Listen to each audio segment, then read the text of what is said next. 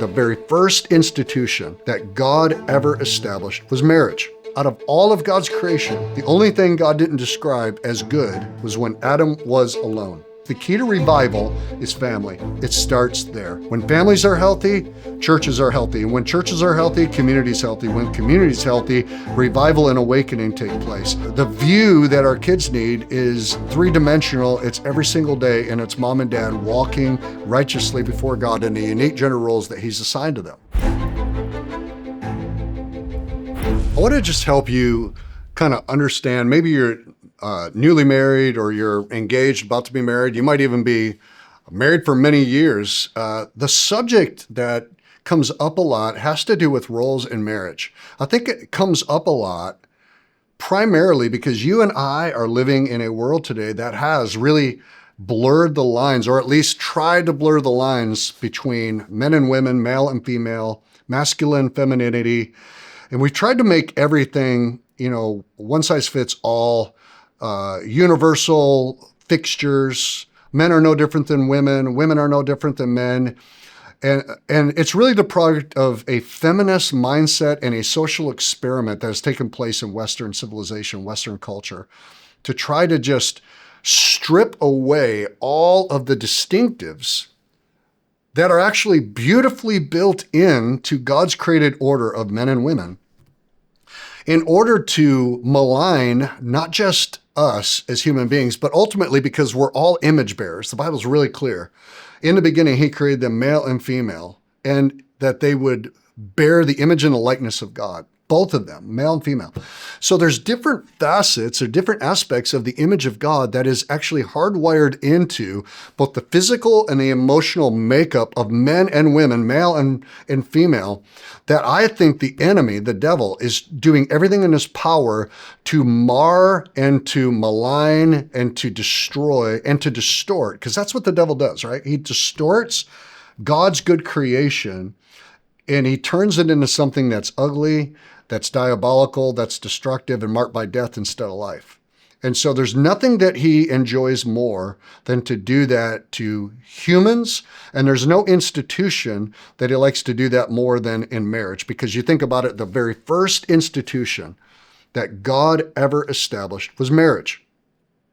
Before human government, before church, before schools, before any of those things, God established marriage, and He did it by performing the first wedding. He brought Eve to Adam. He created Eve perfectly from Adam for Adam, and Adam was everything that Eve needed. Eve was everything that Adam needed, and together they complemented one another, and they lived in perfect shalom in the garden, in the presence of God. It wasn't until the serpent came in and tried to drive a wedge between Adam and Eve and God, and tried to usurp Adam's authority over Eve as her protector and her husband, by deceiving her and lying to her that God was somehow holding out from her and from them something that was good that she would enjoy and that they needed. That was the first lie. And that lie continues today. Jesus didn't suggest it, He commanded it. Watch and pray. In this book, I break down what spiritual alertness really looks like and how intentional prayer keeps you sharp, protected, and prepared for what's ahead. Tap the link in the description or scan the QR code to get your copy of Take Heed, Watch, and Pray Now. Feminism in America and the social psychological experimentation that is taking place in our culture has said to women that for you to be fully feminine and for you to be a wife and a mother is not enough.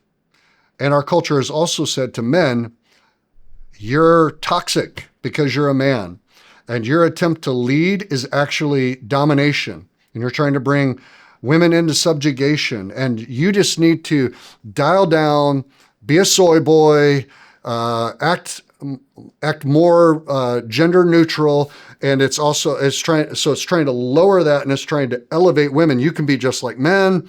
You can have your own career, as well as a man. You can do everything a man can do. You can do it better. And it's not that women are incapable. Women are brilliant, and women are equally gifted and equally skilled. In fact, I would say in many ways, even more so They're intuitive, they're discerning, they're emotionally intelligent, highly intellectual, extremely skilled, community-driven. I mean, there's so much to what it means to be a woman. But in our world today, where we try to strip down gender roles, or at least generalized gender roles, not that are social constructs, but are actually kingdom constructs. God builds everything with intentionality. He built the world with intentionality, air with intentionality, water with intentionality, grass, trees, rocks, every molecule, every strand of DNA in the universe, none of it's random, none of it's by accident, including how he made men and women. There's something in both of them that is needed to build families. And so in marriage, a lot of times people are like, wow, do we really have to have the gender roles? Listen, there's a lot of flexibility within those roles, but yes, the answer is yes, we desperately need them. God made man to be a protector, to be a leader, to be a provider, and to be a progenitor, to reproduce. That's what men were created to do. They were created to provide for their families. They were created to protect. They were created to lead. Adam was the first man. God made Eve to make up what was missing in Adam, because out of all of God's creation, the only thing God didn't describe as good, the only thing he said that was not good, was when Adam was alone. So to resolve that, he made woman so that the two of them together as one flesh would reflect the full image of God in community and relationship. Just like within the Trinity, think about this. If you are a Christian, then you subscribe to the belief in the Trinity. God is Father, Son, Holy Spirit. One God of the same essence, but yet three persons that are distinct. Father, Son, and Holy Spirit. None of them are any less God than the others, but they are distinct in what they do and their personality. Same is true within marriage. Men and women, equal essence, equal beauty, equal partners, but yet distinct in their particular roles. God made man to be a leader, protector, progenitor, provider. God made woman to be he calls her an Ezer in Hebrew. It means a helper, one who comes up who's an equal partner, not at all inferior, to support and to strengthen her husband. She's a nurturer. She's given the ability to give birth to children, to bring life. And because women are the givers of life, they also are nurturers, training up children in their infancy, making sure that everything that they have need, even from physical nourishment to emotional nourishment in those early ages, is provided. And almost in every culture, you can see where in the early years of a child's life, they need their mother more than they need their father, at least directly. Because even though a father is indirectly providing and protecting, it's the mother's direct attention. And then what you see is a shift where a child, especially a young man, needs his father to teach him, to mentor him, to call the man in him out, to tell him how to protect, how to defend, how to provide. And then mother becomes the indirect provider, where she cares and she nurtures and she does all those things that are necessary in a mother. So we need both of these roles. I think part of the breakdown in our families today is that we're trying to blur those lines, and people are so confused. It's like, I don't know what I'm supposed to be. What's too much? Am I being toxically masculine? No, you need to be strong. You need to be a servant leader, lays down your life for your wife, leads like Christ has loved the church. This is how Ephesians 5 describes the roles of a husband, that mirrors the mystery of how Christ loves the church, how he's the head of the church.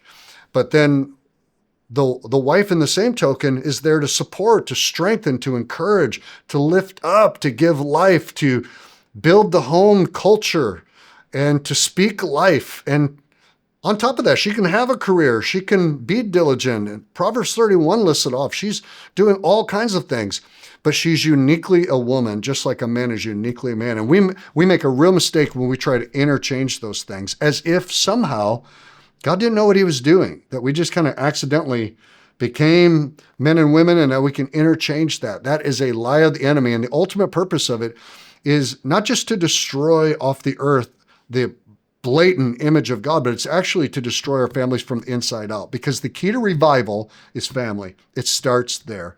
When families are healthy, churches are healthy. And when churches are healthy, community's healthy. When community's healthy, revival and awakening take place. And it goes all the way back to the foundations of our marriage. And so if you're somebody that's thinking about getting married, embrace those roles. Embrace your unique design by God. It's not accidental, it's very intentional.